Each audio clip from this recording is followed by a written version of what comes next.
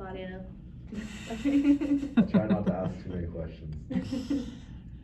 5.8, inverse trig functions, differentiation. So the first half here is just going to be reviewing some of our rules with our trig functions as it pertains to domain and as well as the unit circle.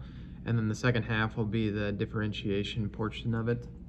But if we go back to, let's start with sine, recalling the sine curve or wave. Goes through the origin, goes up to 1, and then comes back down at 0. That would be at 3.14, which is pi. Continue the wave and complete there at 2 pi. So the period of the sine function is what? It is 2 pi. Completes one full wave after 2 pi units. And the other thing is if we don't adjust our amplitude, what's our range? 1. Yeah, -1 to +1. It goes up to +1 and goes down to -1. And that's what your scale would be there, -1, +1. So that's all good. If we wanted to, we could take a closer look at arc sine, which is the inverse of sine. Notice it's kind of cut off, so it still can be viewed as a function, but obviously that one gets a little bit more complex, so we're maybe not going to take as close of a look as that one. What we do want to look at or review is the domain for all of our trig functions. If we start with sine, if we just stick on the unit circle, there's usually going to be 2 answers. Do you remember that idea? So if we only want 1, which half of the unit circle do we look at for sine? Do you remember what that rule was? The right side. It is the right side. So I'm just going to draw the unit circle and shade the right side, indicating that, hey, we're just looking at the answers there on the right.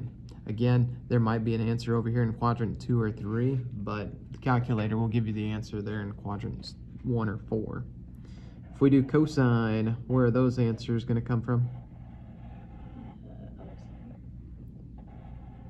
No. The top. Top half.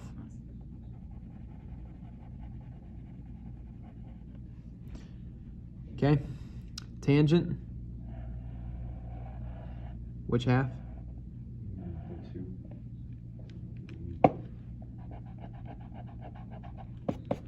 It's going to be the right half of the unit circle.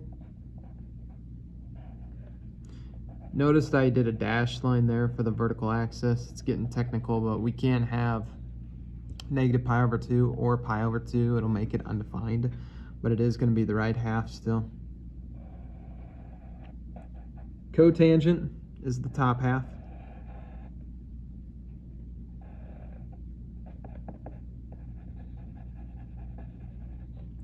Secant. Any guesses? Top or right half? 50-50. Right. Top.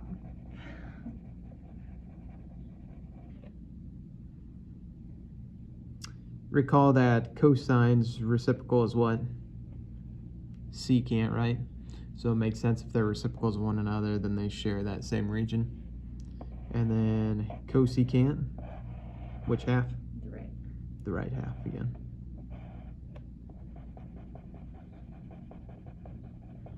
So just as a refresher, again, the unit circle can give us many, many different answers, but the calculator is only going to provide one, and those are the ones that it's going to get for you. Okay, so there is a copy of the unit circle, all in its glory. Spent a lot of time with that in trig. Degrees, radian measures are your pi, and then the points on the unit circle just indicate the location as it is as a coordinate plane. So here at 30 degrees, that ordered pair would be square root of 3/2, comma 1/2. And what's the radius of the unit circle again? 1. 1.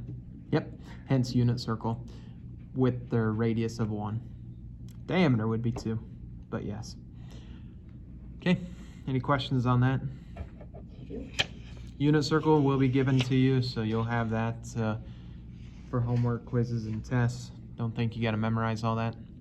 But using that first page, And if you want to, there are unit circles on the back bookshelf if you want to use those. So if you want to grab one of those, Maya, that would be fine. We usually have our own. And if you still have your own, awesome. There you go. So just kind of some review as to how the unit circle works. Evaluate each of the following. We do want the exact measures. Arc sine of -1/2. Sine again pertains to the right half of the unit circle. And that goes from -pi/2 to pi/2. Another way we could view this is inverse sine of -1/2. So arc is just the same thing as inverse. Some of the textbooks have kind of been updated over the years, and they've kind of gone away from arc sine. They just like to use their inverse notation like this, but just so you know, arc means inverse, same difference. And sine was which value, x or y? Y.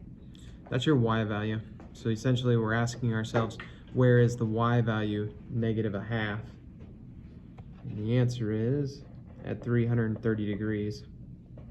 Or if we want the radian measure, it'd be 11 pi/6. Now if you wanted to meet the definition, they're going from -pi/2 to pi/2. Another way you can represent that answer is -30 degrees or -pi/6 degrees. These are called coterminal angles. Again, represent the same location, just one's positive and one's negative. But remember, negative degrees go in a clockwise fashion, so down 30 degrees gets you to 330 degrees. Arc cosine of 0, once again, or the inverse cosine of 0. Cosine is which variable? X. So where's your x value? 0. 1, 2. Close. 1. 0, 1. And again, inverse means it's looking for the angle measure. So the angle measure there is 90 degrees or pi/2. All right, so we got a little bit of work here with tangent, and I'm gonna go ahead and put this, I'm gonna make a box right here for tangent. Tangent is y/x, correct? So we'll try to get through this as quickly as possible. So when they give you like arc tangent of √3, that value's not going to show up on your unit circle because the unit circle just has x and y. So really what we want to do is look at the two main scenarios we could have with it. Let's start with the 30 degrees.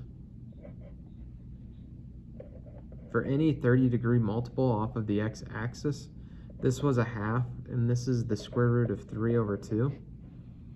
So if we look at that ratio of y/x,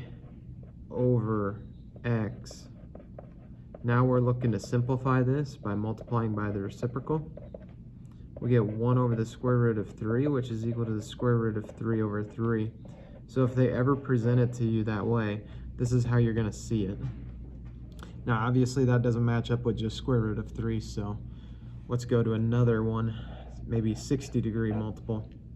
If it was 60 degrees, now that's 60 degrees at the origin in quadrant 1. This is going to be √3/2. This is going to be 1/2.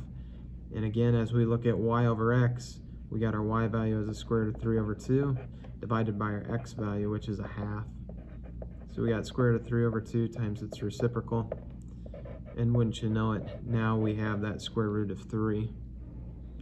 So long story short, as we look at tangent, tangent was which half of the unit circle again? The right half. And yeah, 60 degrees occurs up here in that quadrant. So 60 degrees, or that's pi/3. And so having this cheat sheet will be nice, because now if you ever get tangents, it'll usually be one of 3 options. It'll either be this one, or they could give you 1. Where would 1 come from? What degree? It would actually come from the 45-degree angle ones. And that's because your x and your y are the same. So if you take a value over itself, it's going to be equivalent to 1. Let's go ahead and finish here. This 0.3, okay, not going to be on there. So let's go to our calculator. Rule of thumb is we'd like to go to the unit circle if we can, but sometimes they give us a value where it's not on the unit circle. So are we good with being able to type in like the inverse sign? Yeah. All you got to do is type in inverse sign and then look at what mode you need to be in. For this one, let's go ahead and be in radian mode.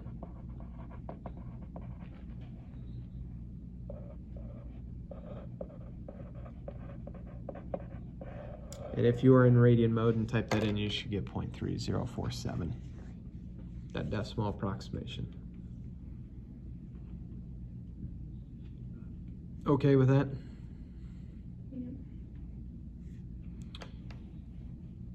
These were some of my favorite when I teach trig. It's just solving these equations. It's just equations that we know of, but now we're just solving for x. So again, arc tangent means the inverse. 2x minus 3 is equal to pi over 4. All of this is in the of, so really all we have left on the outside of the parentheses is our trig function. So to solve for x, I need to get rid of this inverse tangent, and to do so, the inverse of the trig function is its inverse. So the inverse of the inverse is the original. Does that make sense? Yeah. Kind of a double negative, so to speak. What is y over x at pi over 4? Yeah, so 45-degree angle is your pi over 4, and your x and y values are square root of 2 over 2 and square root of 2 over 2, right? Yeah. So 1. Tangent of pi over 4 is 1. And again, you can go to your calculator, make sure you're in radian mode, type in tangent of pi over 4, and you'll get 1. And away you go from there.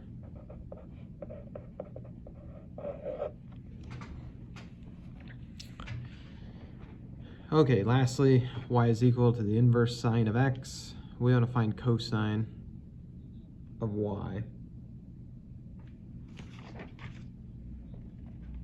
So again, y is equal to the inverse sine of x. Okay. As we start to develop this thing, if this is x, SOHCAHTOA, sine is opposite over hypotenuse. So x over 1, this is your opposite, and 1 is your hypotenuse. So as I start to graph this thing in quadrant 1 from 0 to pi over 2, the opposite side is going to be x in this case, and your hypotenuse is going to be 1. And by the definition, now if we go back to the original sign, essentially it just flips sides. So now we've got the sine of y is equal to our x. And again, the x was our opposite, and this guy is your theta, or better yet, your angle measure. So we can actually do Pythagorean theorem here to solve for this x value. Question mark x squared is equal to 1 squared. And if we continue to solve for our question mark, we got 1 minus x squared. So lastly, the question mark is equal to the square root of 1 minus x squared. And that's our angle. Believe it or not, that's our answer.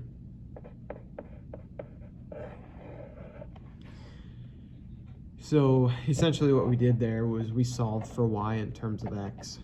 Typically they give us like an x value or a y value, and then we can solve for a value, but because we have two variables here, we have to solve for a variable in terms of the other variable, if that makes sense.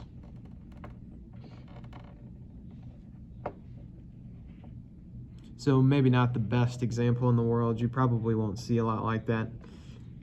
As we move to the last one here on this page, we got the inverse secant of square root of 5 over 2. So now we are given the value and we only have a single variable to solve for. They want us to solve or find the tangent of y. So this is, at the end of the day, this is going to be a better example for us and you'll like this one better. But again, this is the inverse. Y is equal to the inverse secant of square root of 5 over 2. And so what I actually want to do is bring that secant over by doing its inverse, which is the original again. So we have this statement. Secant, we got to be careful here. Secant is the reciprocal of cosine, and the cosine's ratio is adjacent over hypotenuse, right? So now this is your adjacent, and now this is the hypotenuse. Okay with that idea? Sure. Sure. Yeah. So you just flip it because of the fact that it was inversed? Yeah, we flipped these two because the reciprocal of cosine is secant. And cosine, so ka, was adjacent over hypotenuse. But now secant is its reciprocal. So now it's hypotenuse, then adjacent. So hypotenuse over adjacent. So long story short, what that means is we create our triangle here. The square root of 5 is your hypotenuse side, and this 2 is your adjacent. And once again, as we do Pythagorean theorem, we want tangent. Keep in mind, we want tangent, which means we want this opposite side. Tangent is opposite over adjacent, so we need these two values. So what we're going to do is use Pythagorean theorem to solve for that question mark, that opposite side that we're looking for.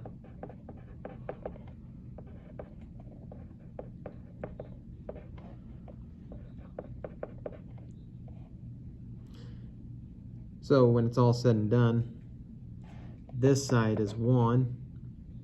So tangent, opposite over adjacent, therefore 1 over 2.